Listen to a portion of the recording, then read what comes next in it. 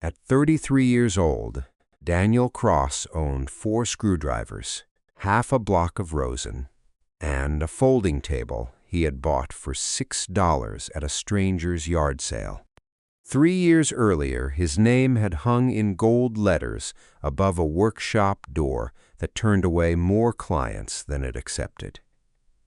Now, he mended instruments other repairmen wouldn't touch, for whatever coin strangers dropped into a coffee can marked $5 minimum. 6 weeks from this morning, the Guild would hold the hearing that was meant to bury him for good. Daniel had exactly 42 days to find a way to take their verdict apart, piece by piece, before he lost the only thing he had left. But that was 6 weeks away. Right now, a man who quits does not sharpen his own tools in the rain. The rain came down in short, hard bursts on the tarp over his table, the kind that sent every other vendor home early. Daniel stayed. A man who quit would have packed the toolbox an hour ago and called it a wasted morning. Daniel didn't.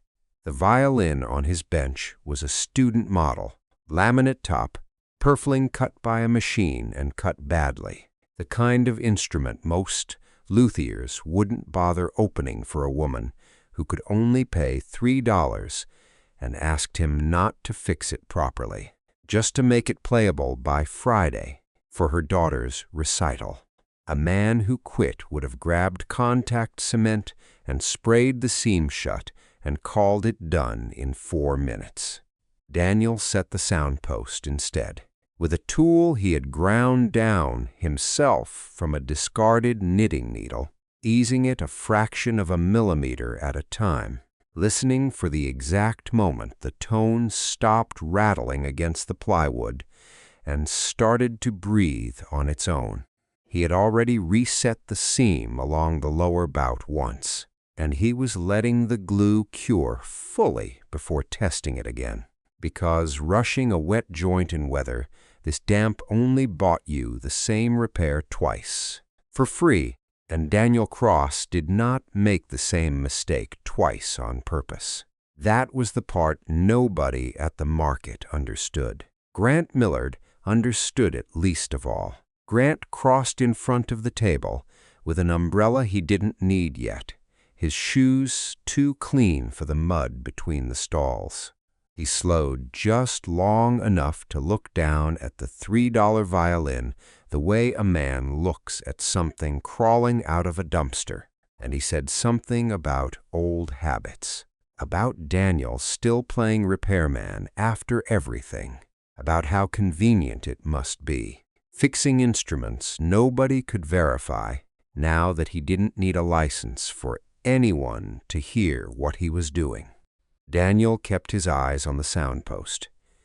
He felt it seat against the wood with a small, exact click that only he could hear, and he let Grant walk on before either of them had to pretend an answer was coming. The Guild's letter had arrived on a Tuesday, 14 words on letterhead, no signature that belonged to an actual person. Effective immediately, pending review of submitted evidence, membership is suspended. That was the whole of it. A locksmith had changed the cylinder on his old workshop door 2 days later, and Daniel had not gone back to watch. He turned the violin over now, checked the seam blind, by touch alone, the only way that meant anything. No gap, no give.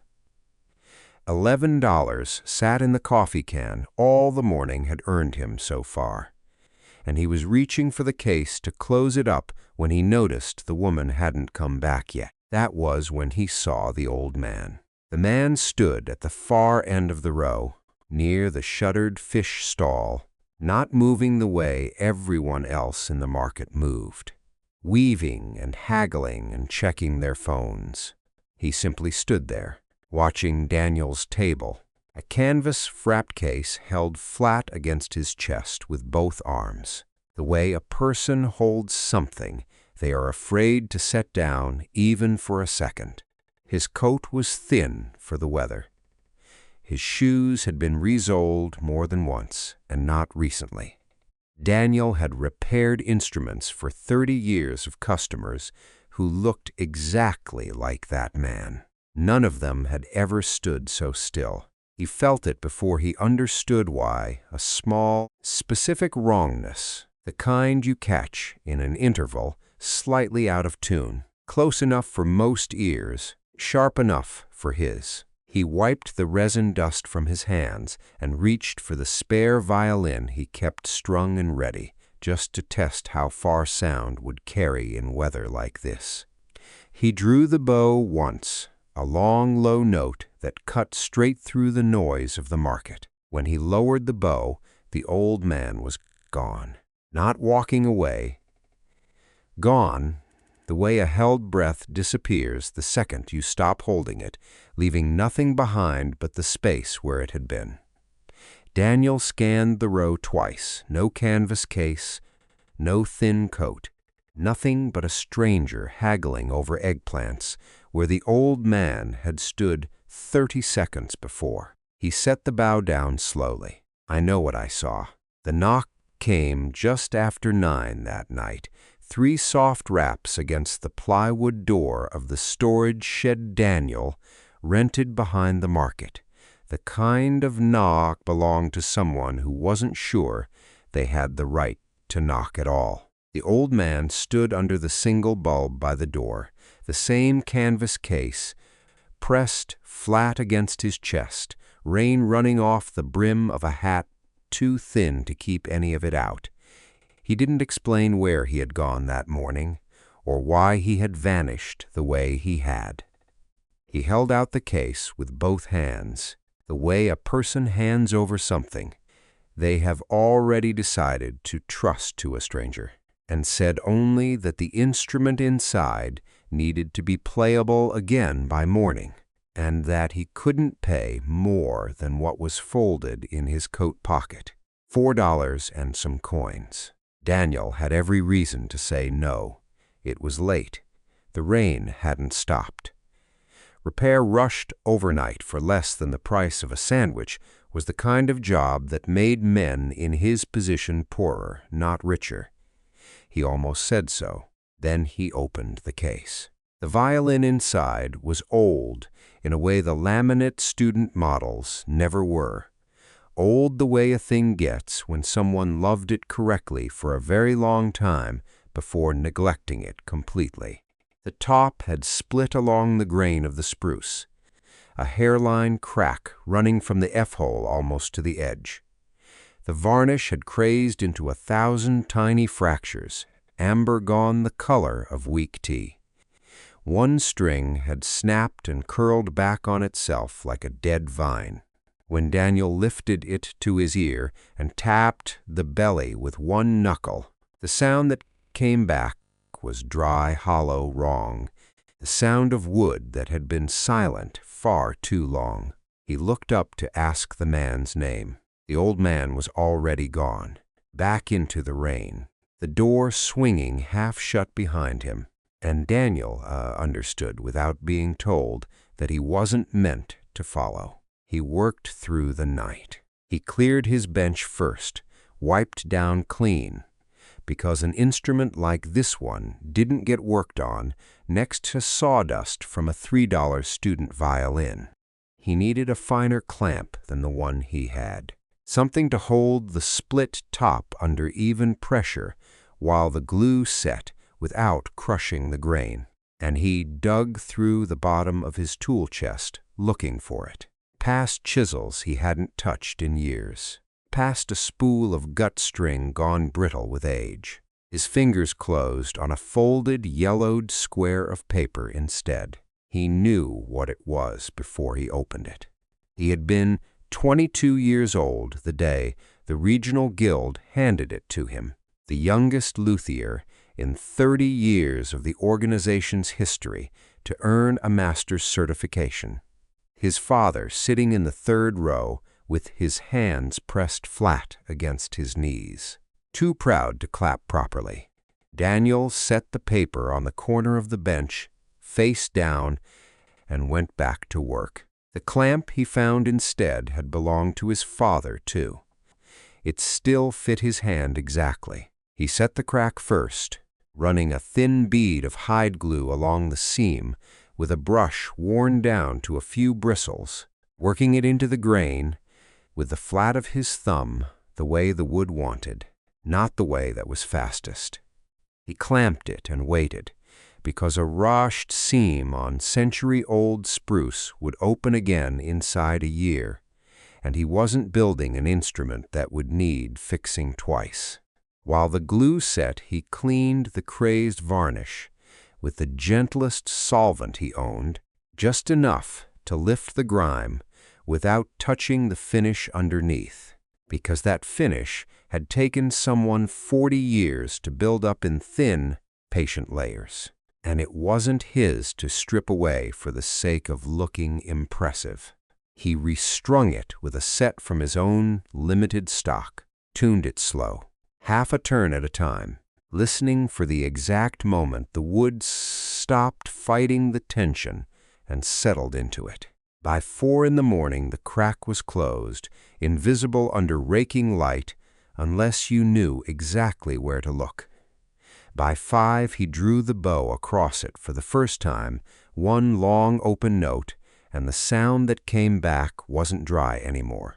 It was full and dark, and old in the way only wood that has been played for 100 years can sound old. A voice that had simply been waiting for someone to let it speak again. He was still holding the bow when the door opened at first light.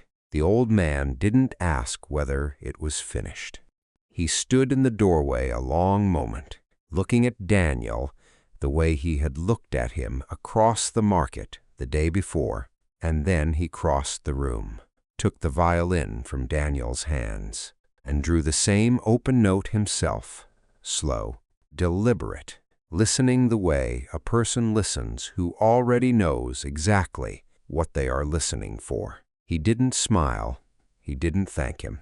He set $4 and some coins on the workbench, wrapped the violin back into its case, and latched it shut with 2 fingers, the same careful motion Daniel used on his own instruments. Daniel asked finally who he was. The old man didn't answer. He tucked the case under one arm and walked to the door, and Daniel watched him do it. Every step of it, no gap in the seeing, no trick of the light. The man favored his left leg slightly, a small hitch in his stride he hadn't shown the day before, as though the long night and the cold had settled into an old injury. He crossed the gravel outside the shed in full view, past the dumpster, past the chain-link fence, out toward the road where the rain had thinned to a drizzle. He never turned around. Daniel stood in the doorway and watched him go the whole distance until the shape of him passed behind the corner of the fish market and didn't come out the other side. Not vanished, not swallowed by anything. Just a man who had walked far enough that a building stood between them now, the same as any man would. Daniel counted the coins on the bench without really seeing them. $4 didn't explain what he'd just spent 5 hours doing. Neither did the silence. He didn't even know the man's name. The lawyer found him 3 weeks later, standing at the edge of the market with a leather folder and shoes that had never touched a gravel lot before that morning. He said the name Matthias Adler, the way a man reads a name off a form, and asked if Daniel had known him. Not well, Daniel said. 1 violin, 1 night, $4 and some coins. The lawyer didn't ask anything else. He opened the folder, confirmed a signature against a photograph Daniel didn't recognize himself in, and handed over the case Daniel had spent 5 hours bringing back to life. The old man was dead.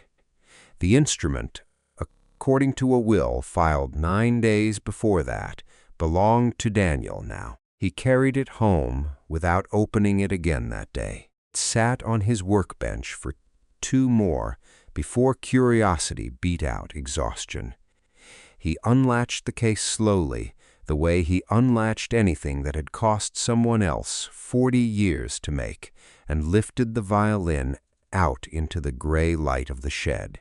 That was when he caught it, faint, almost gone, a thread of something floral and out of place, clinging to the scroll near the pegs. Not varnish, not resin. Perfume, and not the kind an old man traveling alone in the rain would be wearing. Someone else had held this instrument recently. Someone who wasn't Daniel and wasn't Matthias Adler. He set the thought aside the way he set aside most things that didn't have an immediate answer, and turned the violin toward the light to check the seam he'd closed weeks ago. It had held. He tapped the belly once out of habit, listening, and felt something shift faintly inside the body. A small dry sound that didn't belong to any part of a violin he knew how to explain. He bent a length of wire into a hook, the same trick he used to fish-dropped screws out of a mandolin sound hole, and worked it slow through the F-hole until it caught on something thin and papery. It came out in one piece, a small curl of vellum, gone the color of weak tea, brittle at the folds but whole. 9 notes were drawn across a short staff in a hand steadier than Daniel expected from an old man's fingers, and beneath them, in smaller script, a single line. Play it slow 3 times before you tune. He read the instruction twice, then did the only thing a man who had spent 30 years around instruments would ever do with 9 notes drawn on a staff. He picked up the violin and played them, slow the way the vellum told him to. Once, the notes came out clean under the bow, in tune, exactly as written, and utterly meaningless. No melody rose out of them. No phrase resolved the way phrases were supposed to resolve. It sounded like 9 random pitches chosen by someone who understood music well enough to notate it correctly, and not well enough or not interested enough to make it sound like anything at all. He played it a second time, certain he'd misread an accidental somewhere, a sharp he'd missed, a rest he'd rushed through.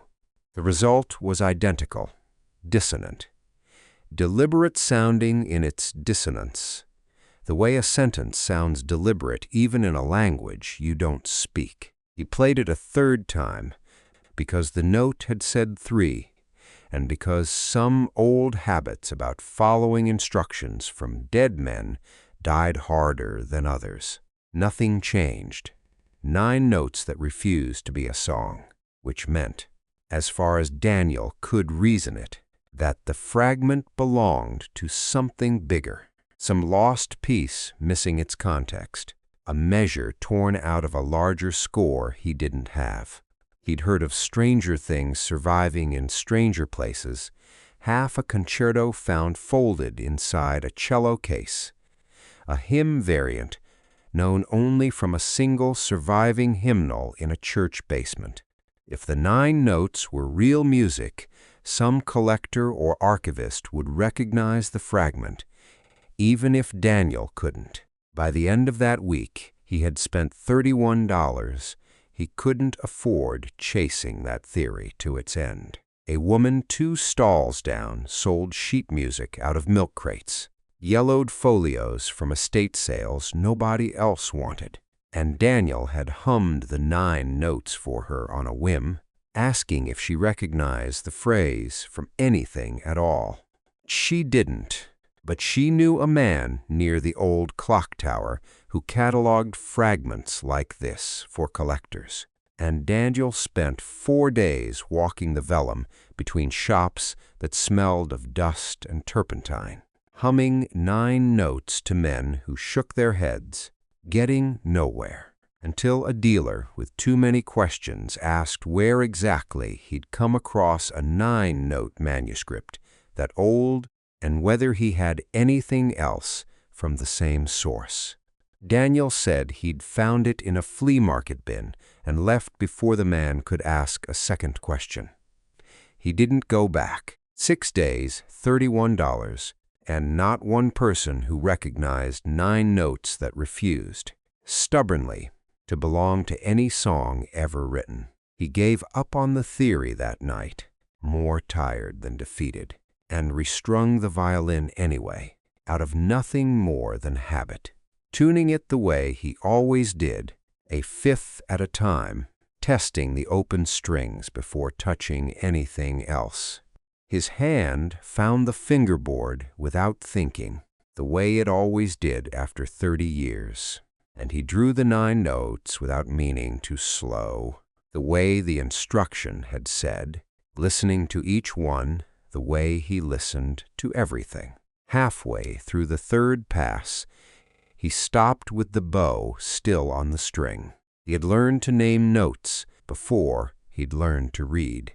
The German way, the way his father had taught him standing at this same kind of bench, where the note called B was really B-flat, and the note called H stood in for what most people simply called B.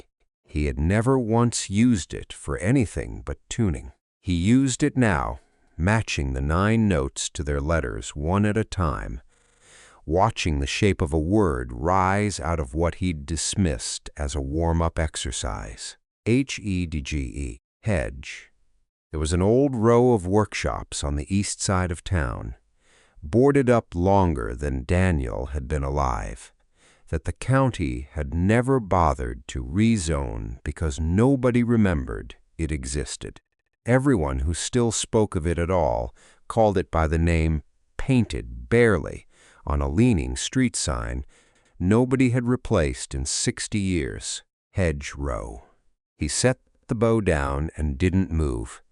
For a long moment, the vellum curling faintly in his other hand, the shed gone quiet except for the tick of rain starting again on the roof. He knew where to go now. Hedge Row wasn't on any map still in print. Daniel found it anyway, tucked behind a lumber yard that had shut down before he was born, 6 storefronts with boarded windows and 1 street sign so faded the paint had given up trying to be a color. The 5th door from the corner still had a lock in it, newer than everything around it, brass where the rest of the row had gone to rust. His key from the lawyer's folder turned it on the first try. The workshop inside had been sealed the way a held breath gets sealed, waiting for someone to finally let it out. Dust lay thick enough to hold footprints. Cobwebs stretched between the legs of a workbench and a wall of pegboard hung with tools outlined in faded marker, each one traced so a man would know at a glance if something had gone missing. Sawdust from some final, unfinished cut still sat in a small dry pile near the vise, untouched in what looked like years. He wasn't alone. A woman stood at the far end of the room, one hand still on the drawer of a filing cabinet she had clearly not expected to hear a key turn behind her.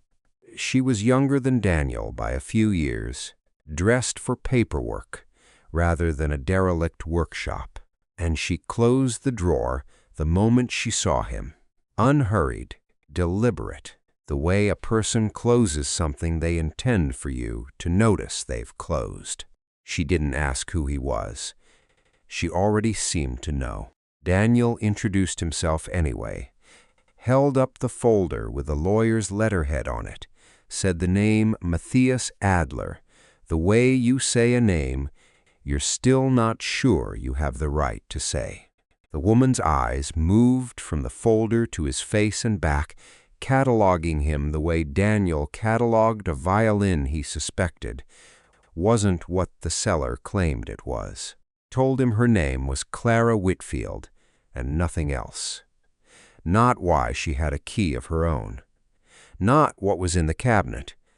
Not whether she believed the folder in his hands was real. She asked him a single question, whether he knew what happened to the last 3 people who'd shown up here with a story about being owed something. Daniel said he didn't. She said neither did anyone else. And that was the point. And then she walked past him toward the door, close enough that he caught the same clean, cold scent of paper and old ink that clung to people who spent their lives inside archives. She didn't slam the door on her way out. She didn't need to.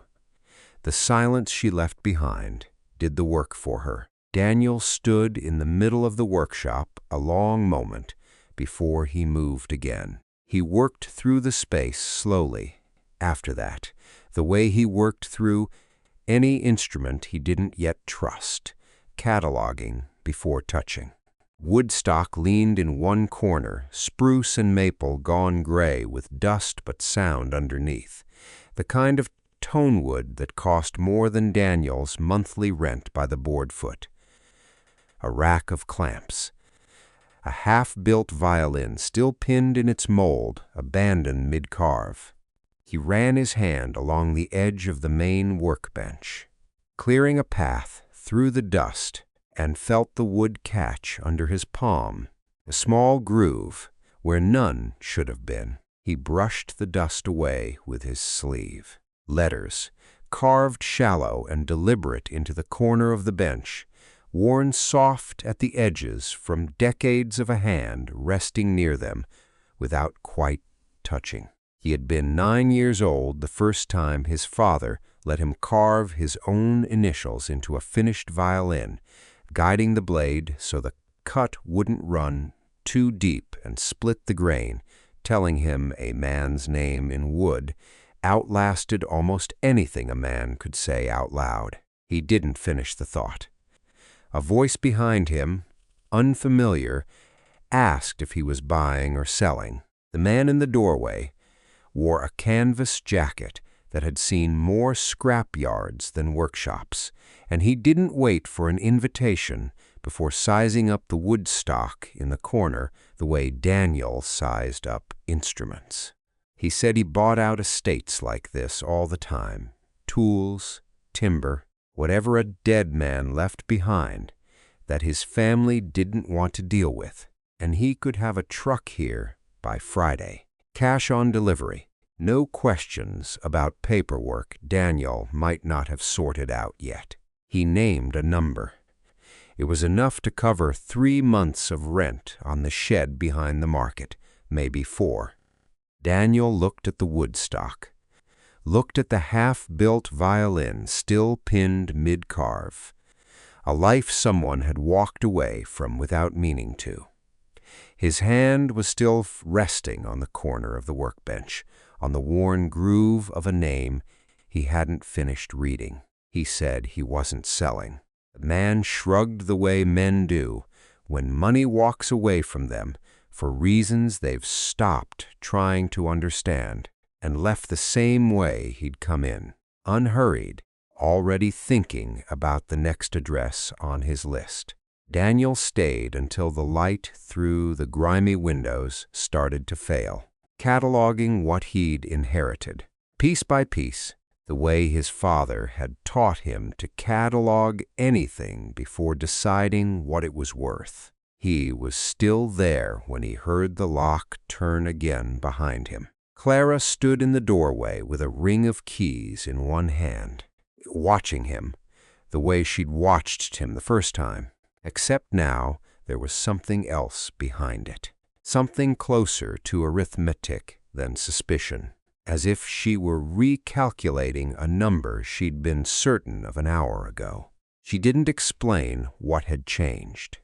She only said 5 words before she turned and pulled the heavy door shut behind her, the lock clicking into place, leaving the space to Daniel, the dust, and the dead man's tools. Not yet, but I'm watching. Morning found the latch still turning easy under his palm, the same door swinging open onto Hedge Row as if it had never been shut at all. Daniel stepped out into the gray light, locked it behind him out of habit rather than need, and started walking before he'd even decided where his feet were taking him. Back inside, an hour later, with coffee he couldn't really afford and a flashlight borrowed from the shed, he started where he'd left off the night before, working through the pegboard tools by hand, one at a time. The way a man counts money he isn't sure is really his. The ledger was in the second drawer of the filing cabinet Clara had closed so fast the first day. It wasn't locked. He wondered briefly if that meant something. The leather cover had gone soft at the corners from 40 years of hands opening it the same way, and the first entries were dated before Daniel was born. Ink faded to the color of weak tea, a hand that started out steady and only grew steadier with age. Most pages held nothing but technique, measurements for arching a top plate, notes on graduation thickness by the millimeter, a recipe for varnish mixed from amber and linseed oil that Daniel read twice because he'd never once seen it written down anywhere. Not in 30 years of looking. But some pages were different. Names instead of numbers. A man named Corwin, 11 years back, given 3 weeks alone in this workshop, and a modest inheritance to test what he'd do with it. Sold the tools within a month. A woman named Reyes, 4 years before that. Given the same test. Lasted 6 days before she tried to sell the address itself to a developer. Failed. Both entries said only that. Nothing more, no explanation. As if failure only needed one word to be final. Daniel closed the ledger and didn't open it again for a while. He found the violin an hour later, under a canvas tarp gone stiff with dust, tucked behind a rack of clamps in the back corner where he hadn't thought to look the first day. He lifted the tarp slow, the way you lift anything you suspect might be worth more broken than whole, and the wood underneath caught what little light came through the grimy windows and threw it back in a pattern he recognized before he understood why. Flamed maple, the grain rippling across the back in tight, even waves, the kind that only came from a handful of trees felled centuries ago in a handful of forests that didn't exist anymore. He didn't touch the strings yet. He found his smallest flashlight first, angled it through the F-hole, and read the label glued inside the body the way he'd read 100 labels before, checking for the things forgers always got wrong: the spacing, the ink, the exact curve of a letter nobody alive had been taught to write that way in 100 years. Everything about it was right. He sat with that for longer than he meant to. The appraiser came 2 days later, an old acquaintance from his guild years who still answered Daniel's calls even after the letter with 14 words on it, and who agreed to look at the violin only on the condition that nobody know he'd come. He didn't say much while he worked, turning the instrument under a jeweler's loupe, tapping the plates, measuring the scroll against photographs on his phone that Daniel didn't ask to see. When he finally spoke, he didn't raise his voice, and he didn't need to. He said the instrument matched in every detail he could check without an X-ray, an instrument the trade had considered lost for decades, vanished sometime during a war that had scattered half the great collections of Europe into private hands that never surfaced again. He said a conservative estimate, pending full authentication, put the value somewhere north of $11 million. $11,700,000 if the auction houses were still hungry for this kind of story. He also said, quieter, that Daniel should tell exactly no one. And that word traveled faster in this business than anyone wanted to believe. And that the moment it got out, every collector, dealer, and opportunist within 500 miles would know his name and where to find him. By the following afternoon, someone already did. Card had been slid under the door of the shed behind the market. Plain cream stock, no letterhead, just a phone number and 4 handwritten words asking Daniel to call regarding an item of mutual interest. He didn't recognize the number. He didn't call it either, not yet, but he kept the card in his pocket for the rest of the day, and it seemed to weigh more than a piece of paper had any right to. Clara found him back at Hedge Row that evening, on his knees beside the workbench, sanding a replacement peg by hand, because the ones that came with the violin had gone brittle with age. She didn't announce herself. He only knew she was there when a bottle of water appeared on the corner of the bench beside his elbow. Set down without a word. The same faint floral trace he'd caught on the scroll weeks earlier drifted past him as she moved, gone before he could be sure of it. The kind of thing a man only half believes he's noticed twice. And when he looked up, she was already halfway back to the filing cabinet, not quite meeting his eyes. As if leaving it had been an accident she wasn't ready to explain. She didn't say anything else that night. She didn't lock the door on her way out either. The appraiser's silence hadn't lasted 3 days. Word moved through the trade the way it always did, quietly at first, then all at once.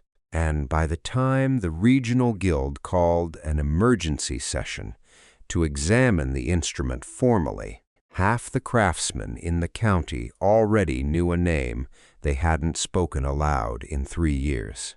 Daniel carried the violin to the meeting himself, case in both hands, because he wasn't about to let anyone else be the one holding it when the questions started. Questions started before he'd even set it down.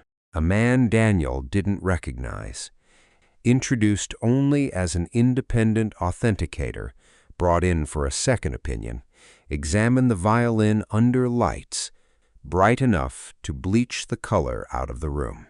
He turned it slow under a loupe, tapped the back plate twice, and said, loud enough for everyone at the long table to hear, that the grain density across the lower bout didn't match the growth pattern of the top, that a plate this uniform simply didn't occur in nature that way, that in his professional opinion the back had been replaced, likely within the last 20 years, likely by someone skilled enough to nearly get away with it. He used the word forgery once. He didn't need to use it twice. Daniel felt the room's attention shift onto him the way weather shifts all at once from every direction. Nobody accused him outright. Nobody had to. A man who had already lost his license once for questions about wood didn't need a second accusation spelled out in full sentences. He didn't argue. He couldn't. Not with anything the room would accept as proof. Not standing in front of men who had spent 3 years believing the worst about him already. He picked up the case when the session ended, said nothing to anyone on his way out, and drove back to Hedge Row with both hands tight on the wheel the whole way, though he couldn't have said afterward what he'd been afraid of hitting. He set the violin on the workbench and didn't touch it for a long while.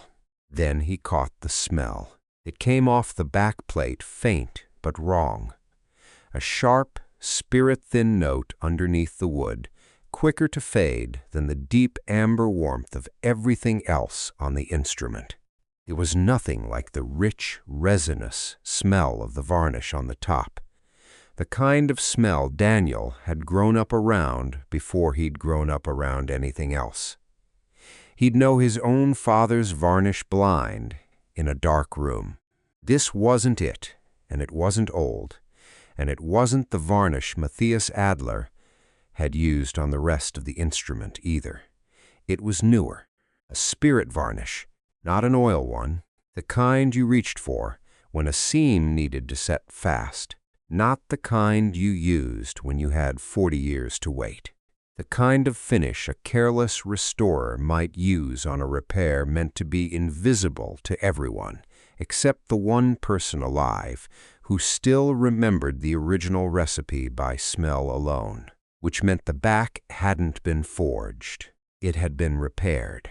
He pulled the ledger from the second drawer with hands that weren't quite steady, working backward through the years, past the failures, past the names, until he found an entry from decades earlier.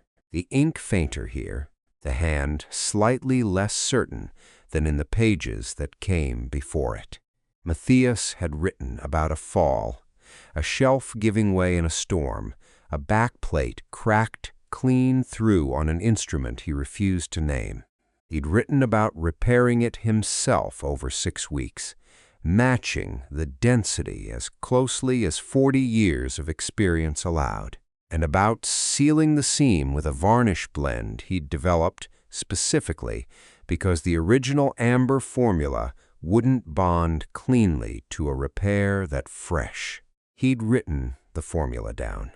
Linseed oil, dammer resin, a trace of dragon's blood pigment to match the tone. Measured in proportions Daniel had never seen written anywhere else in his life. The same proportions sitting under his fingertips right now, drying on the back of an $11 million violin the trade had just publicly called fake. Daniel closed the ledger and sat with it a long moment, the shed quiet except for his own breathing, and the faint, persistent wrongness of a smell no appraiser in that room had thought to notice, because none of them had grown up learning to trust their nose before their eyes. He knew the truth now.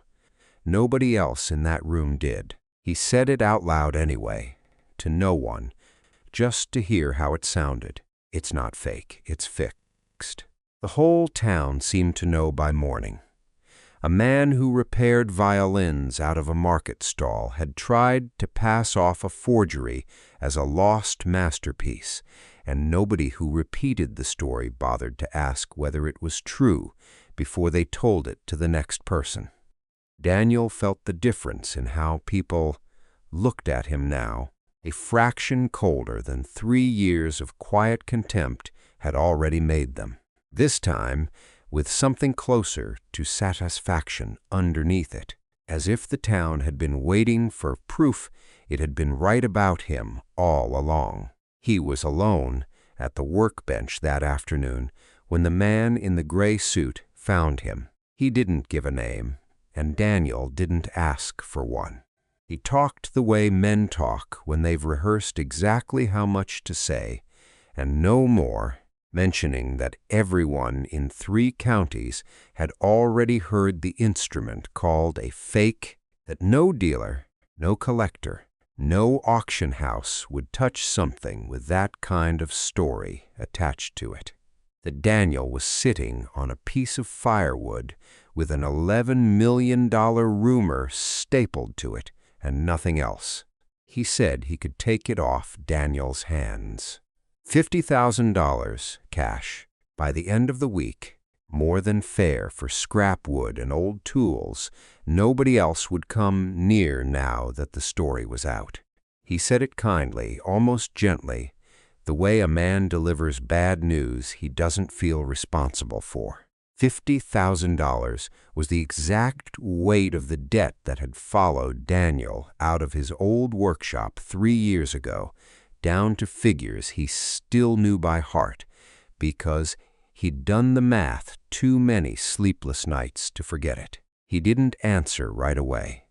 He set his hand flat on the lid of the violin case instead, the grain of the wood warm under his palm even in the cold shed, a particular figuring in the maple he'd learned to read with his fingers before he'd learned to read anything else.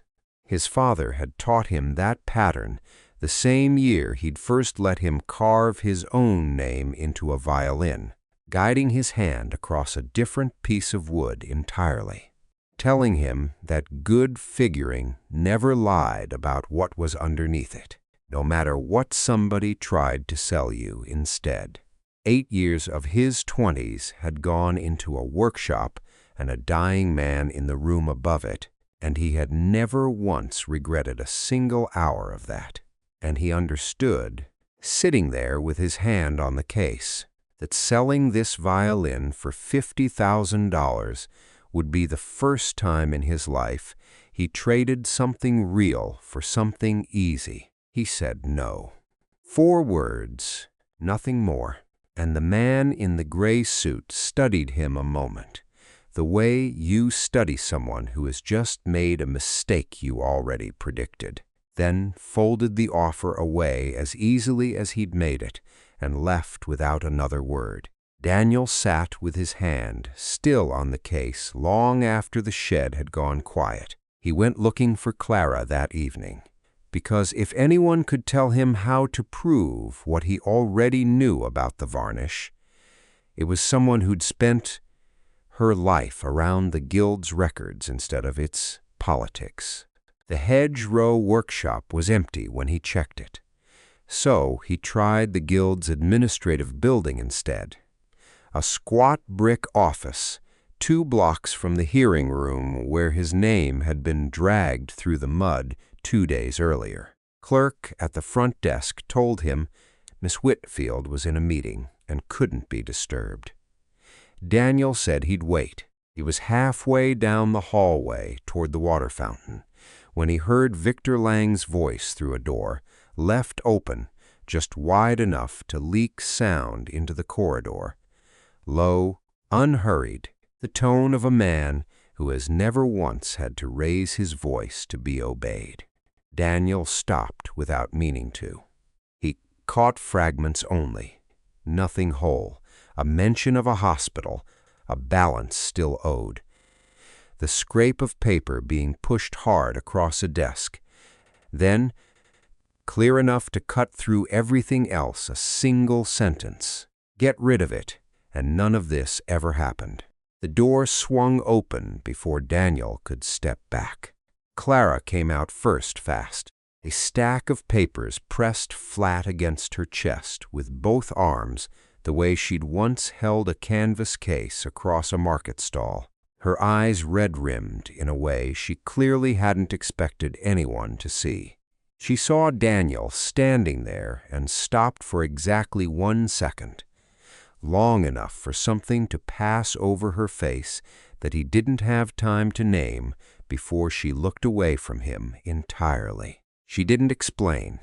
She didn't stay. She said 5 words on her way past him, quiet enough that he almost missed them under the sound of Lang's office door swinging shut behind her. Not now, please, not now. Daniel stood in the empty hallway a long time after she'd gone, turning over what he'd heard and what he hadn't, filling in the distance between them with the only conclusion the pieces seemed to allow. He walked back to Hedgerow alone that night, certain, for the first time since this had all started, that he had no one left standing beside him at all. The hearing room was fuller than the last one, word of a forgery scandal apparently drawing a crowd that mere craftsmanship never had. Daniel sat at a table alone, the violin case closed in front of him, and didn't bother rehearsing anything to say. There was nothing left he expected to change by saying it.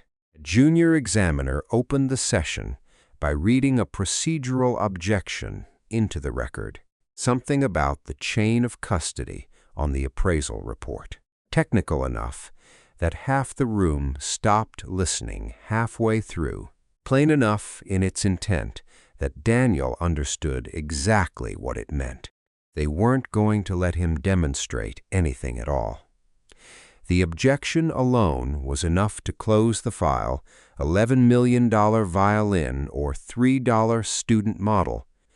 It made no difference to men who had already decided which story they preferred. He reached for the case anyway, out of habit more than hope, because his hands didn't know how to sit still in a room like this, even when his chest had already given up. The door at the back of the hall opened hard enough to hit the wall. Clara crossed the room before anyone could stop her. The same stack of papers from the guild hallway still pressed flat in one arm, and she didn't wait to be recognized by the chair.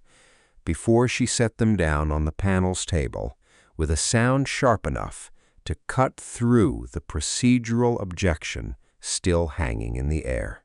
She said she had proof the appraisal challenge had been manufactured. 2 invoices carrying the same reference number but dated 4 days apart, one real, one altered, both signed by the same hand that had pushed a folder across a desk 2 days earlier and told her to make the originals disappear. She hadn't made them disappear. She'd kept them exactly where Victor Lang would never think to look for them, filed under a dead man's name in a cabinet nobody at the guild had opened in years. Daniel understood. In the space of that single sentence, everything he'd gotten wrong in a hallway 2 nights before. The tears he'd seen hadn't been surrender.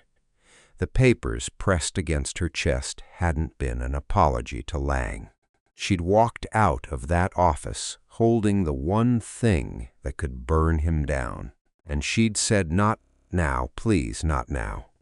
Because the room hadn't been ready yet, and she hadn't trusted anyone standing in that hallway not to warn him first. He didn't have time to feel the weight of that before the room's attention swung back to him. The chair, visibly unsettled now, asked whether the instrument's authenticity could still be demonstrated despite the disputed back plate. Daniel opened the case without waiting to be asked twice. He didn't explain the varnish formula in words a room full of skeptics would need convincing of. He simply drew the bow across the open strings, slow, the way a man plays when he has spent 3 years being told his hands could no longer be trusted, and let the wood do what wood does when it has been repaired correctly instead of merely replaced. The note came out full and dark and old, exactly the way it had the first night he'd fixed it under a leaking tarp with a dying man watching in silence. A tone that synthetic, mismatched, forged wood could never have produced, and every luthier in that room knew it the instant they heard it, whether they wanted to or not. Victor Lang stood near the back wall through all of it, arms crossed, face composed the way a man's face stays composed, right up until it isn't. When the junior examiner finally turned toward him, asking, in a voice gone thin with disbelief, whether he had anything to say about invoices bearing his own signature twice over, Lang opened his mouth, and nothing organized came out of it. No denial shaped itself into words. No explanation arrived in time to matter.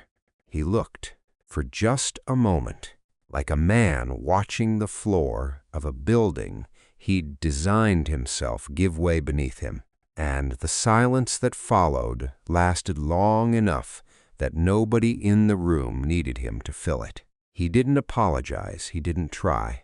He walked out through the same door Clara had come through, and the room let him go without a word, because there was nothing left to say to a man whose own signature had already said everything for him.